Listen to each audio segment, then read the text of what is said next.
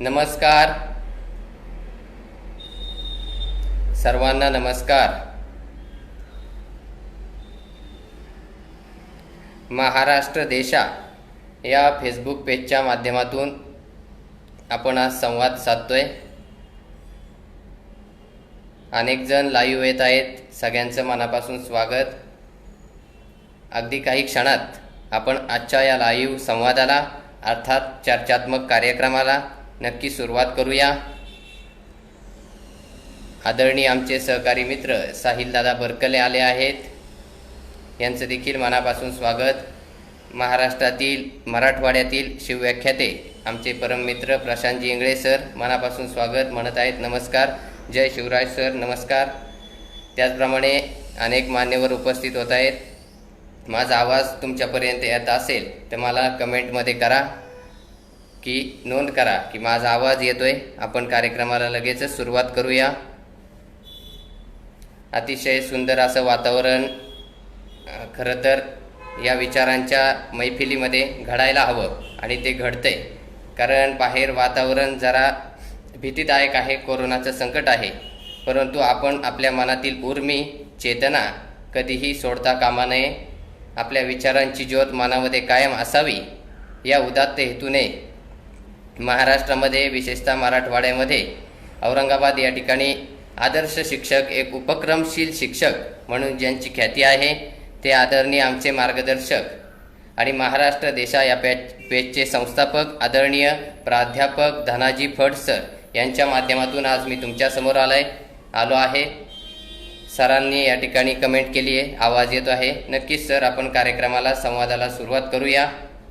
या पेजच्या माध्यमातून मला संधी दिली म्हणून महाराष्ट्र देशा या पेजचे प्रमुख आदरणीय धनाजी फड सरांचं मनापासून सुरुवातीला आभार व्यक्त करतो, त्यांना धन्यवाद देतो आणि मी माझ्या आजच्या संवादाला सुरुवात करतोय। अनेक जण लाईव्ह येत आहेत। मित्रांनो, हा आजचा संवाद आहे आपला एकमेकांशी। मी जरी ऑनलाईन स्वरूपात असलो, तुमच्यासमोर दिसत असलो, तरी तुम्ही तुमच्या मनातील प्रश्न मला नक्की कमेंट बॉक्समध्ये कळवा, तशी नोंद करा। आपण त्या प्रश्नांवर निश्चितपणाने उत्तरे देण्याचा प्रयत्न करूया आणि आजच्या कार्यक्रमाला मी सुरुवात करतोय। अनेक जण लाईव्ह येत आहेत, सगळ्यांचं पुनश्च एकदा मनापासून स्वागत। आपले काही प्रश्न असतील कमेंट बॉक्समध्ये कमेंट करून ठेवा। लगेचच मी सुरुवातीला काही माझी मतं आणि याबद्दलचा अभ्यास किंबहुना विश्लेषण आयोजकांनी या संदर्भात मला सांगितले सविस्तर मार्गदर्शन करण्यासाठी, परंतु मी माझ्या अनुभवाचे बोल मला जे समाजामध्ये निवेदन क्षेत्रात भाषण कलेच्या संदर्भामध्ये दिसलं किंवा कशा पद्धतीने आपण करावं, भाषणाची तयारी असेल, भाषणाचं स्वरूप असेल, किंबहुना भाषणाच्या अनुषंगानं एकूणच आपलं ज्ञान, आपला अभ्यास या अनुषंगाने आपल्याला आजच्या कार्यक्रमामध्ये बोलायचे। मित्रांनो, पुनश्च एकदा सगळ्यांचं स्वागत करतो। अनेक जण लाईव्ह येत आहेत। थोड्याच वेळात अधिकाधिक लाईव्हची संख्या वाढली की आपण कार्यक्रमाला सुरुवात करतोय। आदरणीय धनाजी फड सर म्हणतायत, खूपच सुंदर विचार।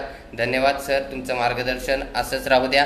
खरं तर विचार ही न संपणारी गोष्ट आहे। माणूस जातो, परंतु माणसानंतर त्या व्यक्तीचे विचार राहत असतात आणि विचारांची रुजवणूक करण्यासाठी सर तुम्ही लॉकडाऊनच्या माध्यमातून त्या काळामध्ये माणसांची मनं ही कुठेही निराशेकडे न जाता आशावादी माणसांनी राहिलं पाहिजे। नवीन उर्मी, नवीन शिकण्याची संधी माणसांनी स्वतःला मिळवून घ्यावी या उदात्त हेतूने तुम्ही महाराष्ट्रातील अनेक नामवंत व्याख्याते, वक्ते आपल्या पेजवर आणले। पेजच्या माध्यमातून उभ्या महाराष्ट्राला त्यांच्या विचारांचं दर्शन झालं। त्यांचे विचार वेगवेगळे पैलू, मग कला, क्रीडा, शेती, सहकार, व्यापार, उद्योग, वाणिज्य किंबहुना समाज जीवनातील सर्व क्षेत्र, ज्या सर्व क्षेत्रांना स्पर्श करणारी सगळी मान्यवर मंडळी या पेजवर येऊन गेलीत आणि या पेजवर आज मला येण्याची संधी मिळाली, त्याबद्दल मनस्वी आनंद आहे। पुनश्च एकदा सरांचा आभार व्यक्त करतो सुरुवातीलाच आणि कार्यक्रमाला आपण सुरुवात करतोय। तर मंडळी, कार्यक्रमाला सुरुवात करत असताना मला एक विनंती करायची आहे, आपल्या मनात जे काही प्रश्न असतील ते सगळे विचारा। आपला विषय आहे भाषण कला काळाची गरज। भाषण कला काळाची गरज हा विषय ज्यावेळेस मी घेऊन येतो मित्र हो, त्यावेळेस मला भाषण इथूनच सुरुवात करावी लागणार आहे। परंतु भाषण या शब्दाला सुरुवात करण्या अगोदर मला शब्द या गोष्टीवर बोलणं महत्त्वाचं वाटतं। तर सुरुवातीला तुकोबारायांनी शब्दांचं सामर्थ्य आपल्या वाणीतून, आपल्या विचारातून किंवा ओवीतून सांगितलेलं आहे। आम्हा घरी धन शब्दांचीच रत्ने, आम्हा घरी धन शब्दांचीच रत्ने, शब्दांचीच शस्त्रे यत्न करू. शब्दची अमुच्या जीवाचे जीवन, शब्द वाटू धनजन लोका. तुका म्हणे पहा शब्दची हा देव, शब्दाची गौरव पूजा करू. म्हणजे खऱ्या अर्थानं शब्द किती महत्वाचे आहेत. शब्द आपल्या जीवनातील एक शस्त्र आहे. शब्द किंबहुना त्याचा वापर हा आपण अधिकाधिक कल्याणासाठी. धन शब्द आहेत असं तुकोबाराय त्या काळात सांगून गेले. तर तुकोबारायांच्या शब्दांची मांडणी आपण सुरुवातीला पाहिली त्यांच्या ओवीतून. त्याचा अर्थ आपल्याला सगळ्यांना सुपरिचित आहे. महाराष्ट्रातील अनेक माझे सहकारी परममित्र, अनेक मार्गदर्शक शब्दांची पूजा करत असताना तुकोबारायांना दैवत मानतात, किंबहुना अनेक संतांना आपल्या डोळ्यासमोर दीपस्तंभाप्रमाणे ठेवतात. याचं कारणच आहे त्या संतांनी त्या काळामध्ये शब्दांची, विचारांची पूजा केली. जी जिवंत माणसं होती, परंतु त्या माणसांमध्ये आपल्यामध्ये काहीतरी घडतंय, आपल्यामध्ये काही चेतना आहेत हे समजण्यासाठी जी ऊर्जा हवी असती ती निर्माण करण्याचं काम त्या काळामध्ये मला वाटतं. थोडा रेंजचा प्रॉब्लेम आला होता, तर आपण पुन्हा एकदा कार्यक्रमाला सुरळीतरित्या सुरुवात करतोय.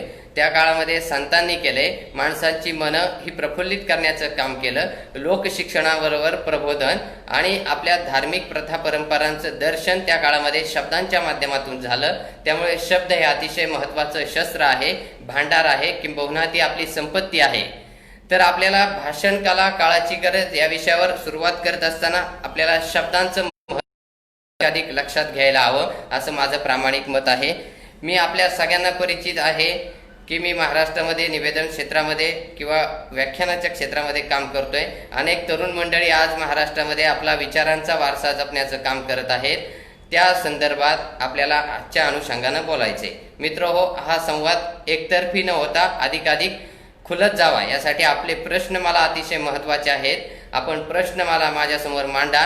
मी प्रश्नांचं नक्कीच सगळ्यात शेवटी जाता जाता नक्कीच त्याचं समाधान करील, किंबहुना त्यावर चर्चा करून अधिकाधिक संवादात्मक कार्यक्रम कसा घडेल याचा प्रयत्न करणार आहे. तर आपल्याला आजच्या संदर्भात भाषण कला काळाची गरज. मुळातच भाषण करणे ही अतिशय काहींना अशक्यप्राय वाटणारी गोष्ट आहे, काहींना आवडणारी गोष्ट आहे. परंतु तुम्ही सगळ्यांनी लक्षात घ्या, अनेक ऑनलाईनमध्ये प्रेक्षक येत आहेत, माझ्या माता भगिनी आहेत, तरुण वर्ग आहे, त्यांना सगळ्यांना भाषण कला ही आवडती, परंतु ती करायला जमत नाही. मी ज्यावेळेस हातामध्ये माईक घेईन त्यावेळेस मला भीती वाटते, असा अगोदर पूर्वग्रह त्या व्यक्तीच्या मनामध्ये असतो. तो पहिल्यांदा सगळ्यांनी दूर करावा. नवीन या क्षेत्रामध्ये येणाऱ्या मंडळींना माझं सांगणं आहे, तुम्ही आत्मविश्वास जर तुमच्या मनामध्ये ठेवला तर कुठलीही गोष्ट करणं सहज शक्य आहे. तुम्हाला करण्यापासून आत्मविश्वास नसेल तर ते कार्य पूर्ण होऊ शकत नाही. म्हणजे आत्मविश्वासाची एक महत्वाची गरज आहे. तर आपण भाषण कला काळाची गरज या अनुषंगाने बोलतोय. सगळ्या अंगाने परिस्पर्श होईल आजच्या क्षेत्रात. मग निवेदन, सूत्रसंचालन, वक्तृत्व स्पर्धा, त्यासोबत वेगवेगळी भाषण करणारी मंडळी, त्यांचे प्रकार, भाषणाचे प्रकार, या सगळ्या अनुषंगाने आपण बहुआयामी सर्व व्यापक चर्चा पुढच्या 1 तासात, सव्वा तासात ज्या ज्या पद्धतीने वेळ मिळेल त्या पद्धतीने आता आपल्याला करायचं आहे. मध्ये प्रश्न देखील घेऊया. सगळ्याच पद्धतीने आपण आजचा कार्यक्रम हा अधिक प्रभावी करण्याचा प्रयत्न करूया. कारण महाराष्ट्र देशा हे नाव फेसबुक पेजचं आहे. मला आवडतं महाराष्ट्र देशा हे नाव यासाठी, कारण महाराष्ट्राची संस्कृती, मग त्यामध्ये भाषण आणि ही एक संस्कृतीच आहे. कारण या महाराष्ट्रातील अनेक नामवंत वक्ते केवळ राजकीय नाही तर सामाजिक, त्याचबरोबर शैक्षणिक, ही जी मंडळी आहे ही अधिकाधिक व्यक्त होत गेली. त्यांनी हा महाराष्ट्र समृद्ध केला. मग 1960 पासून ते आजपर्यंत वेगवेगळ्या प्रबोधनाच्या ज्या चळवळी झाल्या त्या मुळातच भाषणापासून सुरुवात झाल्या.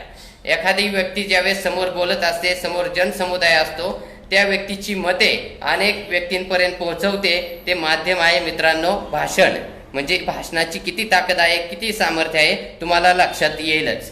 तर सुरुवातीला आपण भाषण करण्यापूर्वी काय पूर्वतयारी केली पाहिजे याबद्दल बोलूया. अनेकांचे प्रश्न येत आहेत. आमचे सहकारी मित्र गोविंद मुदगुरे नांदेड येथून आहेत, मराठवाड्यातून आमचे सहकारी मित्र लाईव्ह आले आहेत.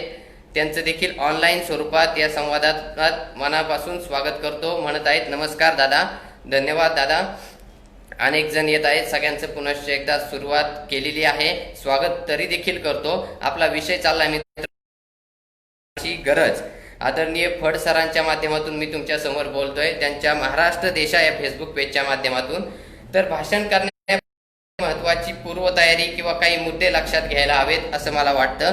तर भाषणाची पूर्वतयारी करायची म्हणजे नेमकं काय करायचं, तर तुम्ही माझ्यासमोर जर आपण नवोदित वक्ते असाल तर माझी विनंती आहे, हे आजचं सत्र आहे किंवा रोजच महाराष्ट्र पेज किंवा अनेक नामवंत पेज महाराष्ट्रामध्ये आहे. आमच्या राजगुरुनगर शहरामध्ये शब्दगाथा अकॅडमीच्या माध्यमातून देखील एक शब्दगाथा पेज चालवलं जातं. ही सगळी जी ऑनलाईन व्यासपीठ आहेत हे आपल्याला काहीतरी विचार देतात.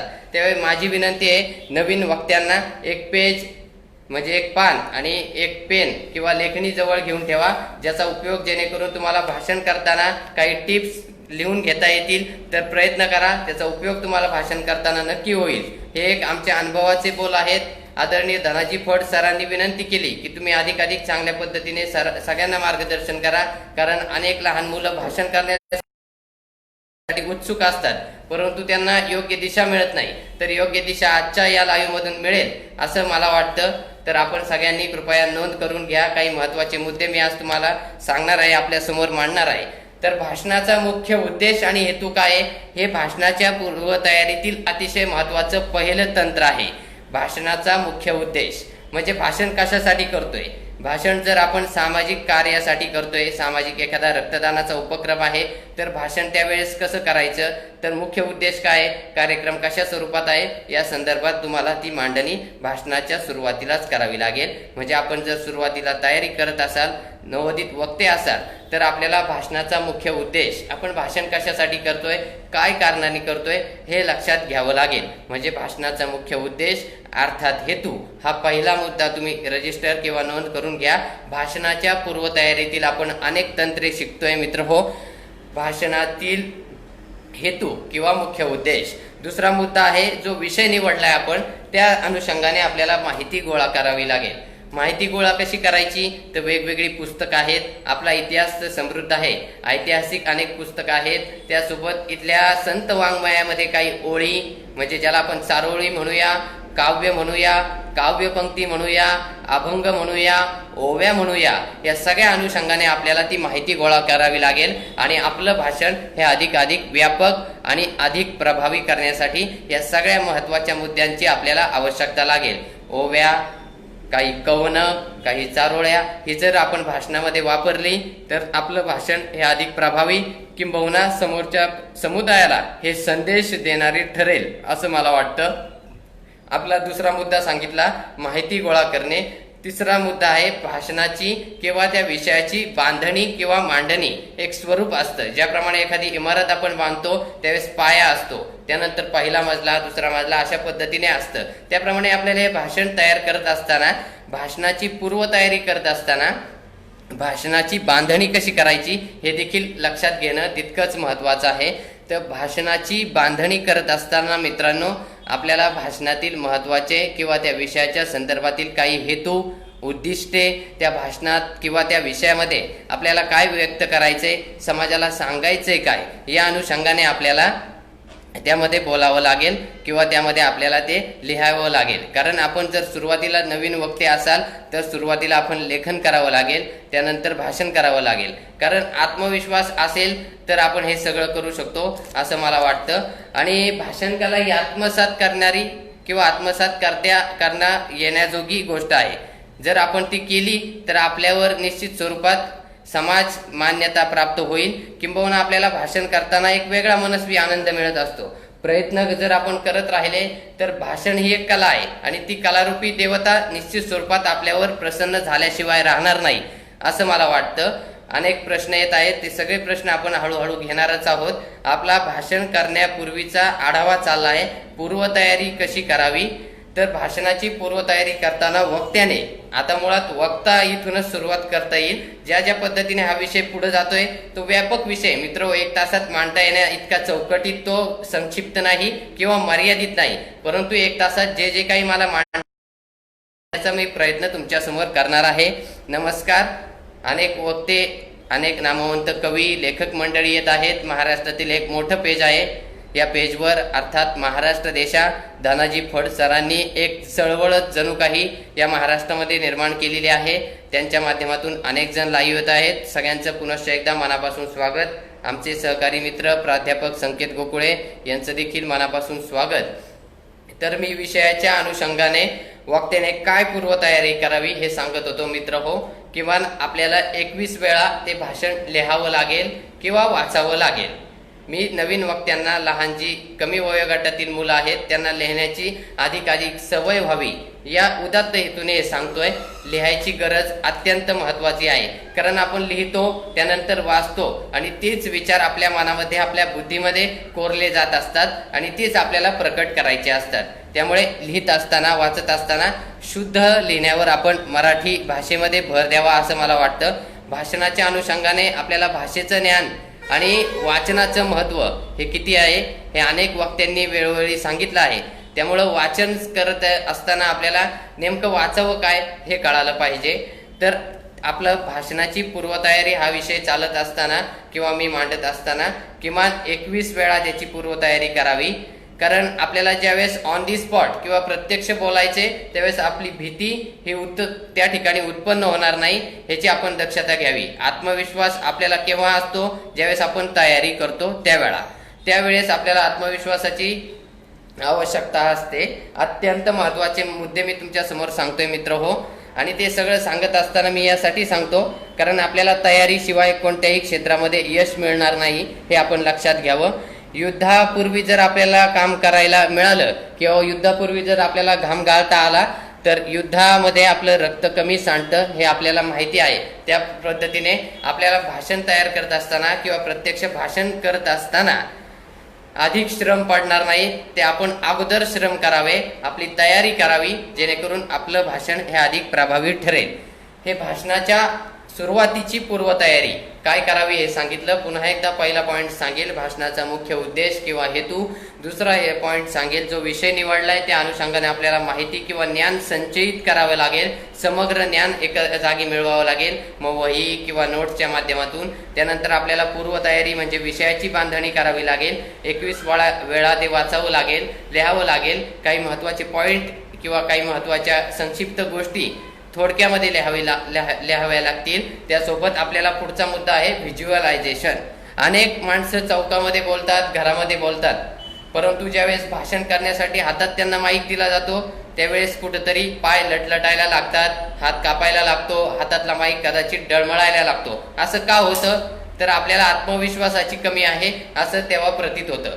आपण ज्यावेळेस समाजात, समजा मी बोलतोय, माझ्यासमोर 1000 माणसं आहेत किंवा तो जनसमुदाय आहे, त्या सगळ्यांच्या नजरेला नजर देण्याची जर ऊर्जा किंवा ते तंत्र किंवा ते स्किल किंवा ती ताकद तुमच्यामध्ये जर असेल तर तुमच्यामध्ये कुठलाही आत्मविश्वास कमी आहे असं समाजाला जाणवणार नाही. याकरता आपल्याला आधी समोरच्या पब्लिकमध्ये किंवा त्या जनसमुदायात थेट आय कॉन्टॅक्ट करता यायला हवा. मग त्यापूर्वी काय करावं? व्हिज्युअलायझेशन. मी चांगली तयारी केलेली आहे, मी अधिक चांगल्या पद्धतीने मांडू शकतो असं तुमच्या मनात तुम्ही स्वतःला सांगा. कारण तुम्ही ज्यावेळेस मनामध्ये विजय नक्की कराल किंवा भाषणाच्या संदर्भात तुमची खात्री होईल त्यावेळेस तुम्ही अधिक चांगल्या पद्धतीने मांडू शकता. अनेक जण लाईव्ह येत आहेत. बालशिवव्याख्याते साहिल बरकले दादा म्हणतात खूप सुंदर, धन्यवाद.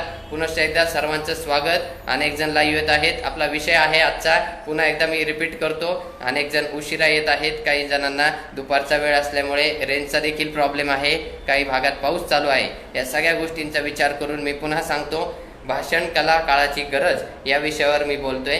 पहिला पॉइंट मी तुम्हाला सांगितला, भाषण करण्यापूर्वी काय पूर्वतयारी करावी. कोणी? तर वक्त्याने. कारण वक्ता हा बोलणारा असतो, समोरचा जो जनसमुदाय तुमचे विचार ऐकत असतो तो श्रोता असतो. मुळात वक्ता आणि श्रोता या दोन शब्दातला फरक आपल्याला लक्षात घ्यावा लागेल. जी व्यक्ती आपल्या मनातलं काही बोलत असते किंवा जी व्यक्ती व्यक्त होत असते त्या व्यक्तीला वक्ता म्हणतात. जी व्यक्ती वक्त्याने सांगितलेले विचार आपल्या कानांच्या माध्यमातून आणि डोळ्यांच्या माध्यमातून पाहत असते, कानांच्या माध्यमातून ऐकत असते, समजून घेत असते, त्या व्यक्तीला, श्रवण करणाऱ्या व्यक्तीला श्रोता म्हणतात. वक्ता आणि श्रोता हे दोन फरक आपल्याला लक्षात यावे. मुळात तिथूनच सुरुवात आहे भाषणाची. वक्ता कुणाला म्हणायचं नेमकं आणि श्रोता नेमकं कुणाला म्हणायचं या अनुषंगाने तुम्हाला माहिती लक्षात घ्यावी लागेल. तर आपण भाषण करण्यापूर्वी पूर्वतयारी काय करावी हे सांगितलं. त्यानंतर आपल्याकडे पुन्हा एकदा मी सगळ्यांना सांगतो, पेन आणि कागद जवळ ठेवा, त्याची उपयुक्तता आहे. नवीन भाषण करणाऱ्या व्यक्तींनी आजचं लेसन किंवा हे आजचं सत्र ऐकलं तर निश्चितपणाने तुम्हाला स्वतः भाषण तयार करता येऊ शकतं. फक्त मनामध्ये आत्मविश्वास ठेवा आणि आपली बुद्धीही कुशाग्र असू द्या. चाणक्य बुद्धीने समाजामध्ये काय घडतं ते आपण वाचलं पाहिजे, बारीक पाहिलं पाहिजे. केवळ आपण वरच्यावर पेपर वाचतो, बातम्या वाचतो, ठळक बातम्या वाचतो, गोष्टी वाचतो, तसं नाही, तर त्या शब्दामागे काहीतरी अर्थ दडलेला आहे हे आपण लक्षात घेतलं पाहिजे. शब्दांमागे देखील काही रहस्य आहेत. शब्दांची ताकद ही मोठी आहे. त्यामुळं आपण आजच्या भाषण कलेच्या अनुषंगाने शब्दांवर, विचारांवर आणि कृतींवर योग्य ताळमेळ आणि योग्य समन्वय साधून आपली जर भाषणाची दिशा ही अधिक सुरळीत करता आपल्याला आली तर ते अधिक चांगलं होईल असं मला वाटतं. अनेक जण येत आहेत. आमचे मार्गदर्शक आदरणीय अक्षयदादा देशमुख, आपलं देखील मनापासून स्वागत. त्याचप्रमाणे प्रसिद्ध निवेदक आमचे सहकारी मित्र आदरणीय विकास जांभूळकर यांचं देखील आगमन झालंय. या लाईव्हमध्ये मनापासून स्वागत करतो. सगळ्यांना विनंती, आपले प्रश्न आपण या ठिकाणी रजिस्टर करा किंवा आपल्या कमेंट बॉक्समध्ये नोंद करा. मी त्या प्रश्नांचं नक्की समाधान करण्याचा प्रयत्न करेल. भाषण कला काळाची गरज या अनुषंगाने बोलत असताना दुसरा मुद्दा मला महत्त्वाचा सांगायचा आहे. पहिला आपण पूर्वतयारीवर बोललो, आता दुसरा भाषण कसे करावे. तर भाषण कसे करावे इथून सुरुवात आहे. भाषण करणाऱ्यांचे प्रकार. भाषण म्हणजे काहींना वाटतं समाजामध्ये की व्यक्ती बोलती म्हणजे ती राजकीयच असेल, असे नाही. भाषण कोण कोण करतं? जी व्यक्ती व्यक्त होत असते ती देखील एक भाषणच करत असते, असं माझं एक आत्तापर्यंतचा अनुभव आहे आणि एक अभ्यास आहे. मराठी भाषेमध्ये माझी डिग्री झालेली आहे, राज्यशास्त्रामध्ये देखील झाली आणि मराठी भाषेमध्ये टीवायला म्हणजे मध्ये शिकत असताना आम्हाला निवेदन हा एक सेपरेट पॉइंट होता. त्यावेळेस देखील मी निवेदन करत होतो, अनेक लग्नांचं करत होतो, अनेक वक्तृत्व स्पर्धांचं जवळजवळ महाराष्ट्रातल्या बऱ्याच भागांमध्ये करण्याचा योग आला आणि मी स्वतः एक वक्तृत्व स्पर्धेमधून घडलेला तुमचाच एक युवा सहकारी आहे. त्यामुळे आपल्याला वक्तृत्व स्पर्धा जर करता आल्या मित्र हो तर ते अतिशय उत्तम आहे. अनेक आजकाल ऑनलाईन स्वरूपात देखील आता लॉकडाऊनच्या काळामध्ये, त्यासोबत आपल्या रेग्युलर काळामध्ये सद्य परिस्थितीच्या अगोदर पूर्ववत परिस्थितीमध्ये ज्या काही वक्तृत्व स्पर्धा झाल्या त्या आपण ऑनलाईन स्वरूपात पाहाव्यात. किंवा जर आपल्याला वाचनाची आणि विचारांची आवड असेल तर वक्तृत्व स्पर्धामध्ये व्यक्त व्हायला शिका. तिथं त्या ठिकाणी 3 मिनिटं, 5 मिनिटं, 7 मिनिटं असा एक मर्यादित कालखंड असतो आणि आपला विचार त्या सगळ्या अनुषंगाने त्या 5 मिनिटात किंवा त्या समग्र कालावधीमध्ये आपल्याला मांडायचा असतो. म्हणजे आपल्याला काय त्या विषयाला न्याय देता येईल याची तयारी करायची असते. तर वक्तृत्व स्पर्धा हा भाषण करणाऱ्यासाठी किंवा भाषण नवीन करण्याच्या क्षेत्रामध्ये उत्सुक असणाऱ्या व्यक्तींसाठी अतिशय महत्त्वाची एक गोष्ट आहे. त्यातून तुम्हाला शब्दांचं धन मिळेल असं मला वाटतं. आणि वक्तृत्व स्पर्धा करणारी व्यक्ती ही समाजामध्ये कुठल्याही क्षेत्रामध्ये व्यक्त होण्यासाठी अधिक तत्पर असते किंवा ते व्यक्तीला समाजामध्ये आपल्याला भाषण कसे करावे हे सांगत असताना मी मगाशी सांगितलं, आत्मविश्वासाची तुम्हाला आवश्यकता आहे. काही तंत्र लक्षात घ्यावी लागतील. म्हणजे समाजामध्ये नेमकं आपल्यासमोर बोलणारं आपण एकटाच आहोत किंवा इतर आहेत आणि ऐकणारे कोणत्या वयोगटातील आहेत, महिला आहेत, पुरुष आहेत किंवा लहान मुलं आहेत. त्या अनुषंगाने आपल्याला विचारांची आणि आपल्या भाषणाची मांडणी करावी लागेल असं मला वाटतं. वाचन व विचार व्यक्त करण्यासाठी कोणत्या गोष्टी लक्षात घेता येईल असा प्रश्न आला आहे. तर आता तो त्या अनुषंगाने आलाय म्हणून मी लगेचच त्याचं उत्तर देतो. वाचन व विचार व्यक्त होण्यासाठी कोणत्या गोष्टी लक्षात घेता येईल. तर वाचन हे आपलं व्यापक असावं. केवळ आपण एका अंगाने किंवा एका बाजूने वाचन नाही केलं पाहिजे. तर एखाद्या गोष्टीची दोनही बाजू किंवा जसं आपण म्हणतो नाण्याच्या दोन्ही बाजू त्याही लक्षात घेतल्या पाहिजेत. आणि विचार हा आपला व्यापक असावा. कुठलाही संकुचित विचार हा वक्त्याला कधीही व्यापक वक्तृत्व प्राप्त करून देऊ शकत नाही असं माझं मत आहे. ज्यावेळेस तुम्ही बहुअंगी बहुव्यापकतेने विचार कराल त्यावेळेस तुमचं वक्तृत्व किंवा भाषण हे अधिक खुलेल असं मला वाटतं. भाषण कसे करावे याची तंत्रे कोणकोणती आहेत त्याच अनुषंगाने मी बोलतोय. भाषण कसे करावे तर लोकांचा विचार मुळात सोडून द्या. कारण नवीन वक्त्यांना अतिशय भीती असते, मी बोललेलं लोकांना पटेल का नाही, मला लोक काय म्हणतील. तर मित्र हो, समाज तुमचं ऐकण्यासाठी उत्सुक आहे. फक्त तुम्ही कमेंट करा, स्वतः भाषण तंत्र विकसित करा. समाज नक्की तुमचं वक्तृत्व, नक्की विचार तुमचे ऍक्सेप्ट करेल, म्हणजे स्वीकारेल. त्यामुळे आपल्याला पहिल्यांदा स्वतःमध्ये जी काही भीती असेल ती दूर करावी लागेल. पुन्हा एकदा सांगतो, आणि घाबरलोय असं आपलं अजिबात दाखवायचं नाही किंवा मुळात घाबरायचंच नाही मित्र हो.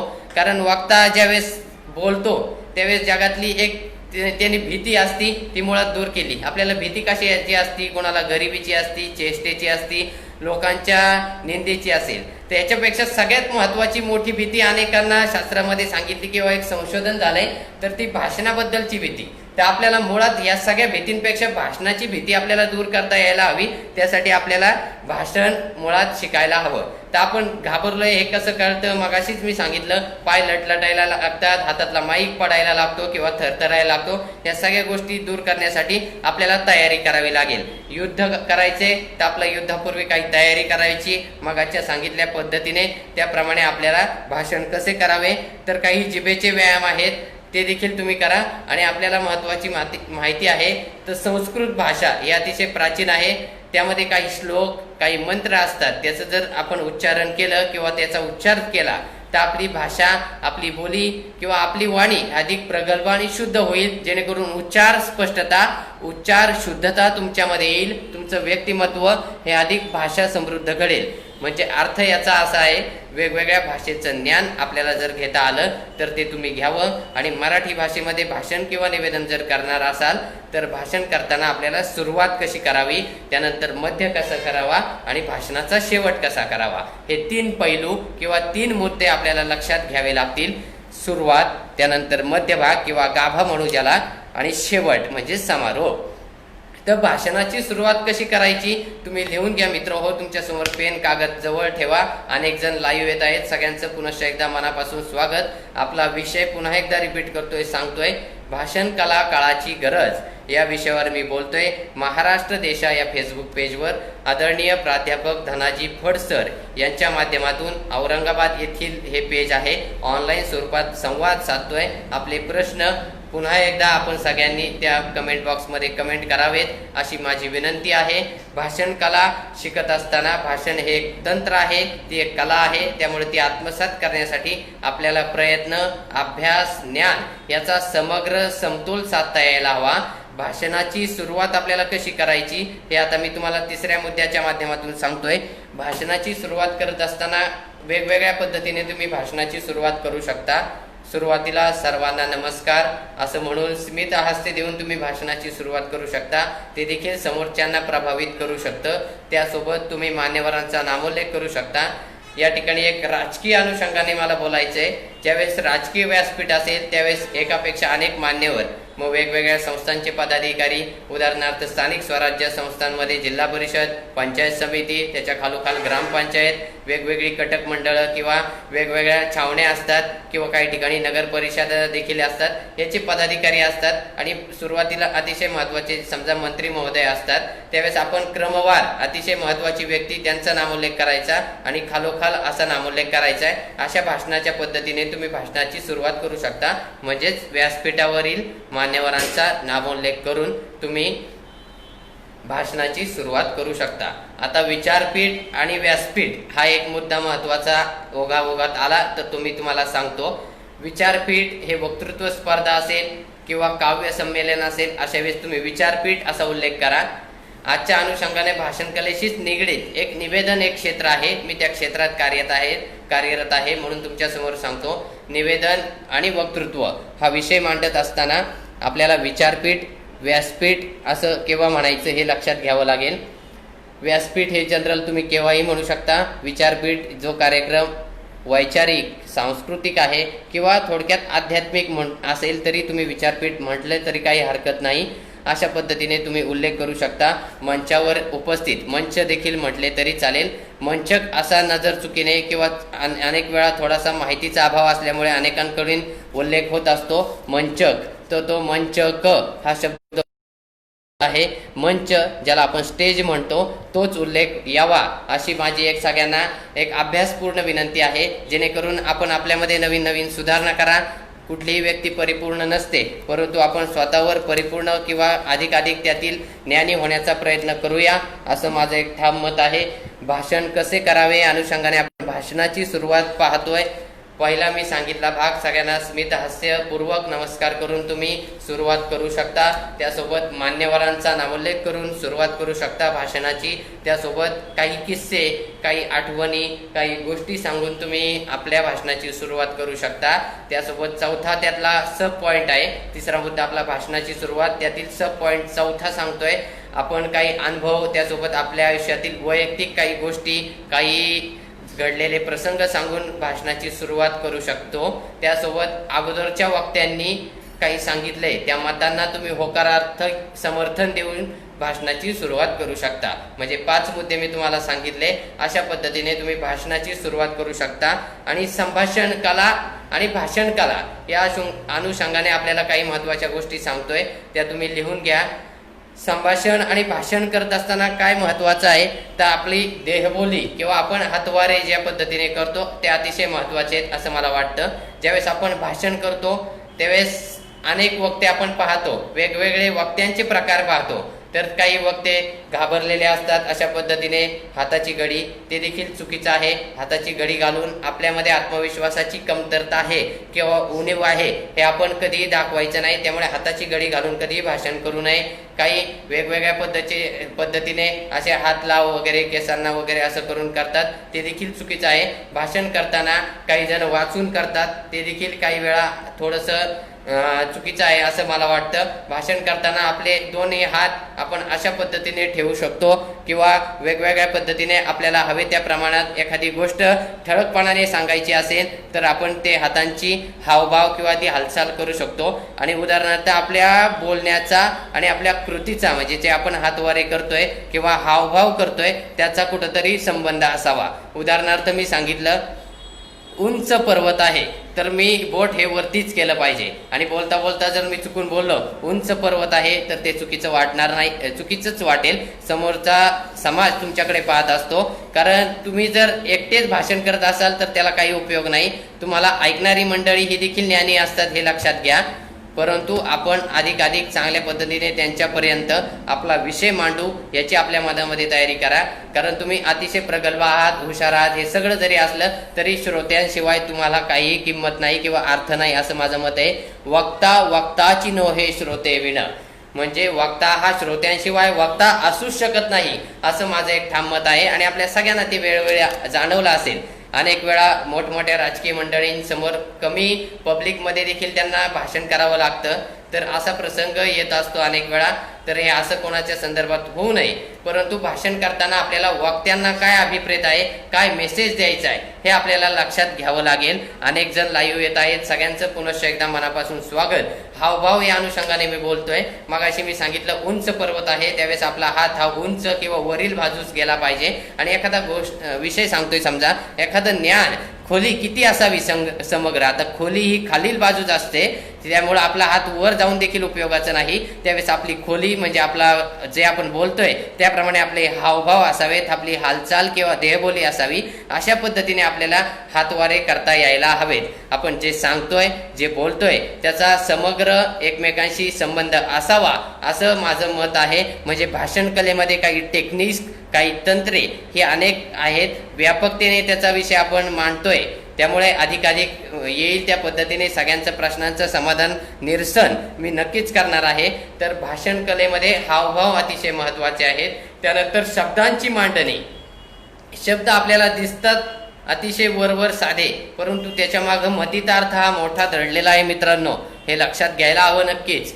आपल्याला वाटतं आपण बोलून गेलो, परंतु शब्द शस्त्र आहे, एखाद्याचं मन देखील जिंकू शकतो आणि एखादा आपल्यापासून दूर देखील होऊ शकतो। म्हणजे माणसं जोडण्याची ताकद शब्दांमध्ये आहे आणि माणसं तोडण्याची ताकद देखील शब्दांमध्येच आहे, हे तुम्ही लक्षात घ्या।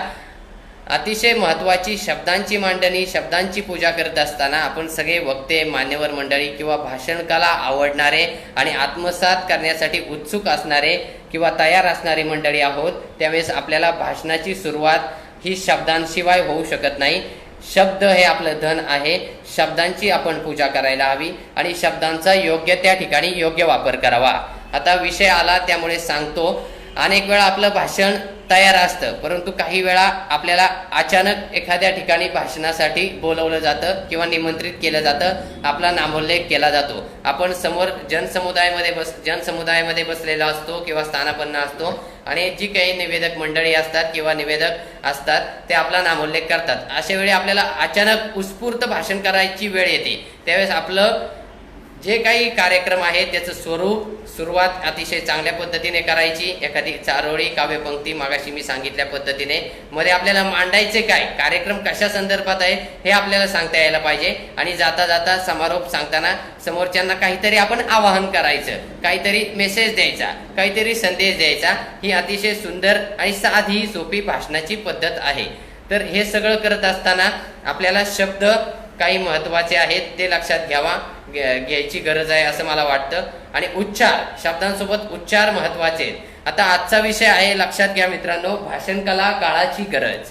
तर आता भाषण हा शब्द आपण लिहितो कसा, भाषण, न हा बाणाचा असतो.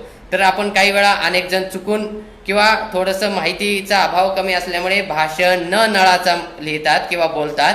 तर भाषण हा शब्द अतिशय चुकीचा वाटतो, ऐकायला देखील चुकीचा वाटतो, लिहायला देखील चुकीचा वाटतो. त्यामुळे आपल्याला उच्चार लक्षात घ्यायला यायला हवेत असं मला वाटतं. भाषण, न हा बाणाचाच यायला हवा. शास्त्रशुद्ध काही तंत्र आहेत ती आपण विकसित केली तर अधिक आपली प्रभाव किंवा आपली मांडणी ही समाजात अधिक ऍक्सेप्ट होईल, अधिक ती जनसमुदाय स्वीकारेल आणि आपल्याला देखील त्याचा आनंद आहे, समाधान आहे. शेवटी माणसानं काहीतरी आयुष्यामध्ये आपल्या निगडीत गोष्टींसोबत, दैनंदिन व्यवहारासोबत काहीतरी कला, साहित्य याची रुची ठेवायला हवी किंवा ती जोपासायला हवी असं मला माझं मत आहे किंवा असं मला वाटतं. असं करत असताना आपलं व्यक्तिमत्व हे अधिक व्यापक आणि बहुआयामी होईल असं मला वाटतं. भाषण ही एक कला आहे, त्या माध्यमातून तुम्ही स्वतःला प्रेझेंट करू शकता, समाजात तुमची मतं ठामपणे मांडू शकता. आणि आपण हे सगळं करत असताना आपले हावभाव लक्षात घेतले, त्याच्यानंतर आवाज आणि आपल्याला आता शब्द सांगितलं. आता आवाजावर थोडंसं आपण बोलूया. आवाज हा आपला सुस्पष्ट असावा, योग्य त्या ठिकाणी योग्य त्या शब्दावेळी आपला वाणीचा किंवा आपल्या आवाजाचा दाब किंवा आपला कमी जास्तपणा हा असायला हवा असं मला वाटतं. एक सुरीपणा हा श्रोत्यांना ऐकायला देखील योग्य वाटत नाही आणि आपण देखील ते करू नये. संयमी वक्ते काही असतात, अतिशय संतपणाने ते आपलं विचार किंवा आपलं प्रबोधन किंवा व्याख्यान मांडत असतात. ते देखील एक भाषणाचाच उत्तम नमुना आहे किंवा उत्तम प्रकार आहे. वक्त्यांचे प्रकार आपण लक्षात घेऊया. काही आक्रमक वक्ते असतात, आपली बाजू, आपली भूमिका अतिशय जोरदारपणे किंवा जोर देऊन किंवा ठामपणाने मांडणे याला म्हणतात आक्रमक वक्ता किंवा आक्रमक वक्तृत्व. संयमी वक्तृत्व आपण पाहिलं किंवा समजून घेतलं, आक्रमक वक्तृत्व आपण लक्षात घेतलं.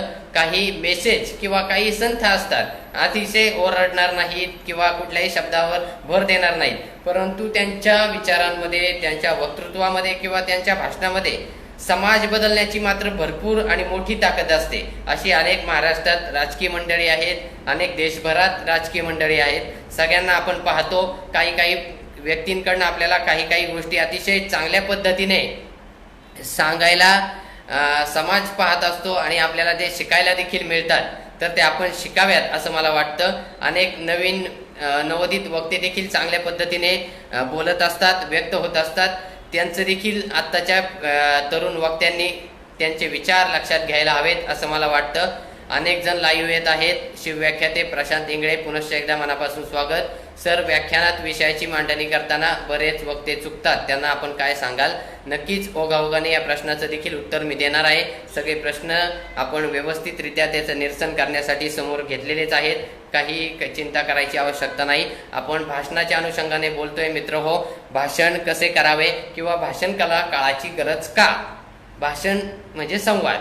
तुम्ही केवळ कोणत्याही क्षेत्रात असाल त्या ठिकाणी व्यक्त व्हायला शिका, म्हणजे तुम्हाला भाषण येईल असं मला वाटतं. भाषण म्हणजे केवळ राजकीय नाही, तर तुम्ही एखादी गृहिणी आहात, एखादा दुकानदार किंवा तुम्ही व्यावसायिक आहात. तुमच्या व्यवसायामध्ये समोर येणाऱ्या ग्राहकांना किंवा तुमच्या समोर येणाऱ्या कुठल्याही व्यक्तीला तुमच्या एखाद्या उत्पादनाविषयी, तुमच्या एखाद्या सामग्रीविषयी तुम्ही अधिक सुस्पष्टपणे त्याच्या मनामध्ये खात्री होईल आणि याबद्दल दर्जा, गुणवत्ता याची कुठलीही शंका राहणार नाही असं आपल्याला त्याला ठाम पटवून देता यायला हवं. त्यावेळेस तुम्हाला तुमच्यामध्ये नेतृत्व गुण, त्यासोबत व्यवसाय स्किल, ज्याला व्यवसायातील काही तंत्र टेक्निक्स म्हणतो, ते देखील उपयोगी ठरेल असं मला वाटतं. अनेक जण लाईव्ह येत आहेत, सगळ्यांचं मनापासून स्वागत. हावभाव, शब्द आणि विचार आणि वाणी या अनुषंगाने आपण बोलतोय. तर एकूण 100% जर आपण लक्षात घेतलं मित्रांनो, तर हे प्रमाण कसं असायला हवं तुम्हाला एक सांगतो. 38% हा तुमचा आवाज असायला हवा, आवाज सुस्पष्ट हवा आणि समोर 100 जण आहे आणि शेवटचा माणूस हा तुमच्याकडे कान देऊन ऐकतोय, त्याला तुम्ही प्रत्यक्ष संबोधन करताय किंवा प्रतिपादन करताय असं समजायचं आणि त्या व्यक्तीला व्यवस्थित तुमचे विचार, ठाम भूमिका कळाव्यात इतका मजबूत आणि व्यवस्थित आवाज असं मला वाटतं. 38% आवाज मध्ये आहे. एकूण 100%चं प्रमाण आपण पाहिलं तर 7% शब्दांची गुणोत्तर आहे किंवा प्रमाण आहे असं माझं मत आहे. आणि उरलेले जे 55% आहेत ते तुमचे हावभाव, तुमचे डोळ्यांचे आय कॉन्टॅक्ट, तुमचे हातवारे, त्यासोबत तुम्ही उभे कसे राहता, माईक कसा पकडता, इथून सुरुवात आहे. या सगळ्यांचा एकूण सांगोपांग विचार केला तर 100% उत्तम वक्तृत्व, उत्तम नेतृत्व, उत्तम कर्तृत्व हे तुमच्या विचारांमधून किंवा तुमच्या वक्तृत्वामधून व्यक्त होईल असं मला वाटतं. अतिशय चांगली मांडणी, अतिशय अनेक महत्त्वाची पूर्ण मांडणी, अतिशय महत्त्वपूर्ण मांडणी आपण करतोय मित्रांनो. काही महत्त्वाचे टिप्स, काही महत्त्वाचे मुद्दे मी तुम्हाला सांगतोय, तेही लक्षात घ्या. या भाषणाच्या अनुषंगाने एक वेगळा मुद्दा थोडासा आहे, तर मुलाखत. एखादी व्यक्ती मुलाखतकार असते, ती समोरच्या वक्त्यांची किंवा एखादा नामांकित वेगवेगळ्या क्षेत्रातील मंडळी असतात, उदाहरणार्थ कलाकार, राजकीय क्षेत्रातील किंवा एखादा समाजकारणी किंवा एखादा उद्योजक, जो यशस्वी उद्योजक आहे, अशा कुणाचीही ज्यावेळेस एखादी व्यक्ती मुलाखत घेत असते, ती व्यक्ती मुलाखत घेत असताना तिची भूमिका असते मुलाखतकाराची. तर मुलाखतकाराची भूमिका ही महत्त्वाची आहे. समोरच्याच्या जीवनातील पैलू उलगडून समाजासमोर मांडणे, त्या व्यक्तीला अधिकाधिक बोलतं करणे. तर बोलतं करत असताना उदाहरणार्थ राजकीय मंडळींची किंवा राजकारणातील एखाद्या व्यक्तीची, नेत्याची मुलाखत आहे, तर ती व्यक्ती ही कायम आशावादी असते. भविष्याबद्दल तिचे काही प्लॅनिंग असतात, भविष्याबद्दल काही तिचे आडाखे असतात, भविष्याबद्दल काही योजना असतात.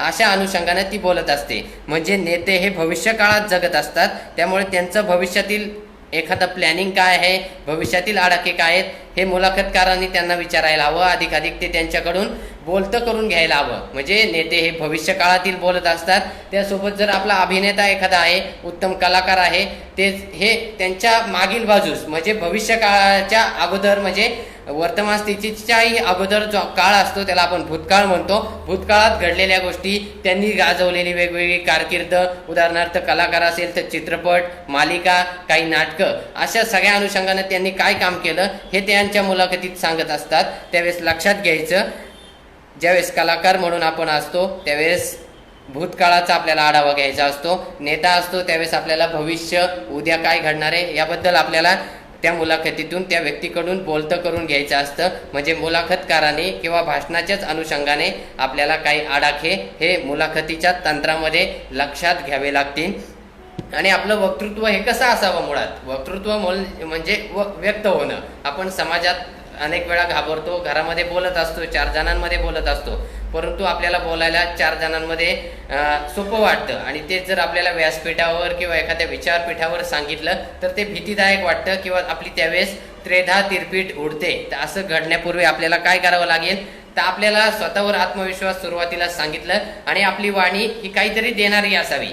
कुठेतरी आरडाओरडा करण्यापेक्षा आपल्या विचारांमधून, आपल्या कृतीतून समाजाला दिशा मिळावी असं आपलं वक्तृत्व असावं आणि आपले असे विचार असावेत. आपल्या वाणीमध्ये काय असावं, तर आपल्या वाणीमधून माणसं तोडता कामा नये. आपल्या वाणीच्या माध्यमातून माणसं तुटली जावी नयेत याची आपण कटाक्षाने काळजी घ्यावी. तर आपल्या वाणीमध्ये असं ताकद हवी, अशी सामर्थ्य हवं, अशी क्षमता हवी, ज्यामध्ये माणसं उभी राहिली पाहिजेत, माणसं नवीन काहीतरी विचार घेऊन गेली पाहिजेत. शेवटी विचार हे धन आहे, विचार ही शक्ती आहे, विचार ही एक मोठी संपत्ती आहे. माणसं अशी काहीतरी पेटून उठली पाहिजेत नवीन कार्य करण्यासाठी. त्यांना आपण आपल्या वक्तृत्वामधून उभं करण्याचं सामर्थ्य देता आलं तर मला वाटतं तुमचं वक्तृत्व, तुमचं भाषण हे अधिक प्रभावी ठरेल. आणि महत्त्वाचं आहे, भाषण करताना आपल्याला टाळ्यांचा मोह टाळता यायला हवा. अनेकदा आपण बोलण्याच्या ओघात काही चुकीची वक्तव्य, चुकीची मतं मांडत असतो, ते आपल्याकडून होता कामा नये. नवोदित वक्त्यांनी लक्षात घ्यावं, काही शब्दांचे अर्थ हे वेगवेगळे असतात, शब्दांमार्ग देखील अर्थ दडलेले असतात. त्यामुळे आपल्याला आपलं भाषण हे अधिक समयसूचकतेने करता यायला हवं, असं माझं मत आहे.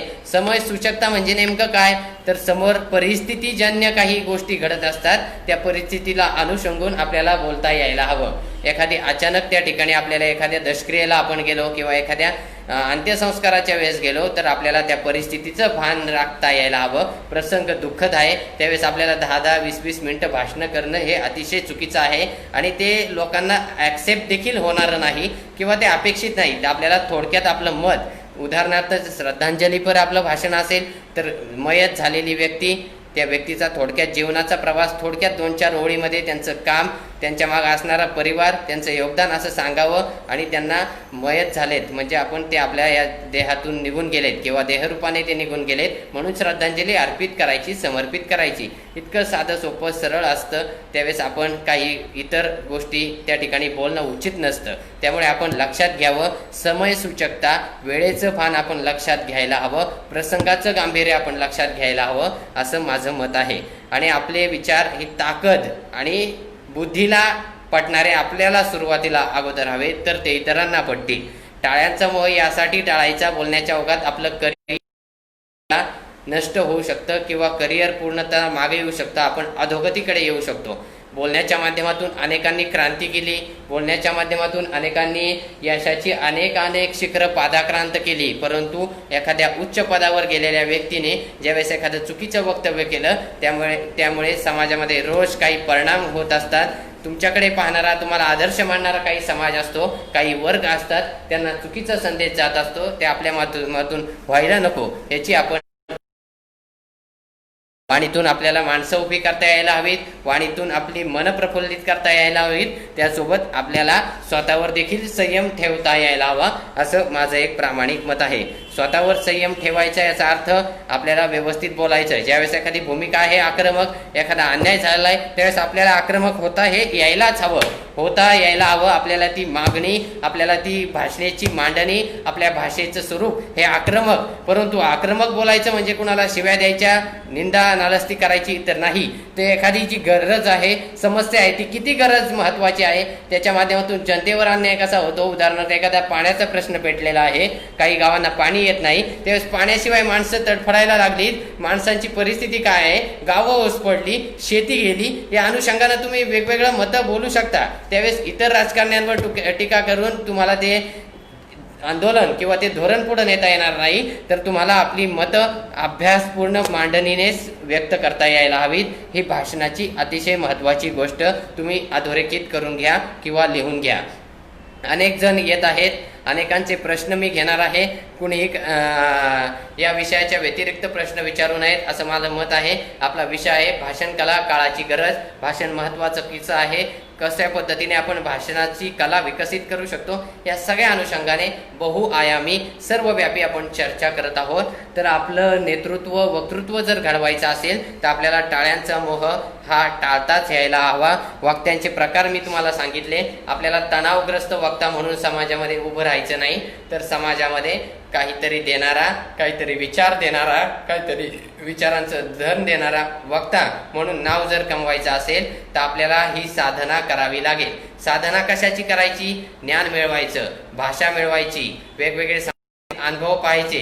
आणि एवढं सगळं करत असताना तुम्हाला स्वतःची काही मतं ठामपणे मांडता यायला हवीत. या सगळ्या अनुषंगाने भाषण तुमचं अधिकाधिक खुलत जाईल. स्मित हास्य, तुमच्या चेहऱ्यावरचे हावभाव मागासच्या सांगितल्या पद्धतीने अतिशय महत्त्वाचे आहेतच. आणि आपल्याला काही वेगवेगळ्या ठिकाणी निवेदन करायचं जर असेल तर प्रकाशन सोहळा असतो, त्यासोबत काही काव्य संमेलनं असतात, लग्न सोहळे असतात किंवा काही दुःखद प्रसंग असतात. अशा वेळेस ज्यांना व्यक्त व्हायचे त्यांनी व्यक्त होण्याची संधी ज्या वेळेस मिळेल त्यावेळेस ती घ्यावी. मला येत नाही, मला भीती वाटते, मी घाबरतोय असं आपण किती दिवस म्हणणार? ज्यावेळेस आपण प्रयत्न करा, एक दिवस समाज तुमचं नाव काढेल, तुमचं कौतुक करेल आणि तुम्हाला देखील समाधान होईल. काहीतरी आपण देत असतो. एखाद्या व्यक्तीला आपण विचार देतो, हे अतिशय बहुमोल ज्ञान आहे. विचार हे कधी संपत नाहीत. मगाशी सांगितल्याप्रमाणे तर आपल्याला विचार दिले म्हणजे काहीतरी त्या व्यक्तीला दिशा दिल्या, आणि त्या दिशा जर दिल्या तर व्यक्ती क्रांती घडवल्याशिवाय राहत नाही. माईकवर बोलताना आपला आवाज सुस्पष्ट असावा हे मी मगाशी सांगितलं.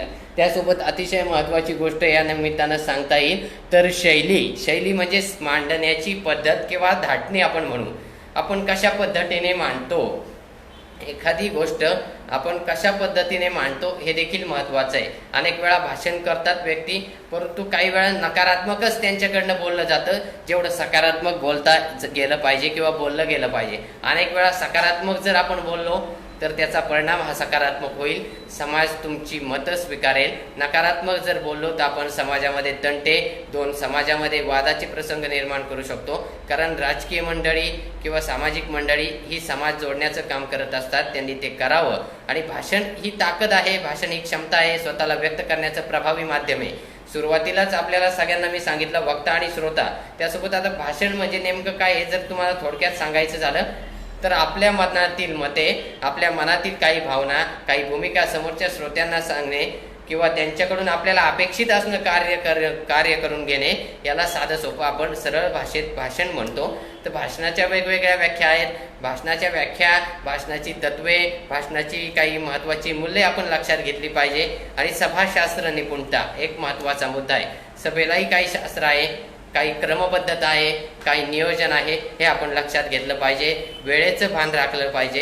हे सगळं करत असताना आपण बोलणार आहोत त्या प्रसंगासोबत आपल्या ह्याच्यातून काहीतरी मेसेज गेला पाहिजे. अनेक वेळा प्रसंगाच्या अनुषंगाने आपण महत्त्वाचं बोलायचं राहतो, तर आपल्याला हे सगळं जर आपण नवीन असाल एखाद्या क्षेत्रामध्ये किंवा भाषणाच्या संदर्भातील क्षेत्रात, मग मुलाखतकार, निवेदक, वक्ता, कथाकार, प्रवक्ता, त्यासोबत कीर्तनकार, ही सगळी मंडळी ही भाषणच किंवा व्यक्त करत असतात. याच्या हे पुढे जाऊन मी सांगेल न्यायाधीश, शिक्षक, समाजातला समाजसेवक किंवा काही गोष्टी सांगणारा किंवा टीव्हीवरचा वृत्तनिवेदक हा देखील एक प्रकारचा भाषणच करत असतो. भाषण म्हणजे विस्तृत विवेचन किंवा व्यक्त होणं इतकंच नाही, तर काहीतरी सांगणं, काहीतरी मांडणं, काहीतरी नवीन विचार, काहीतरी सूचना देणे, काही विनंती करणे, याचा देखील उल्लेख भाषण कलेच्या अनुषंगानेच भाषण कला काळाची गरज या अनुषंगाने तुम्ही पाहू शकता. भाषण कला काळाची गरज यासाठी आहे, आजच्या काळामध्ये आपण म्हणतो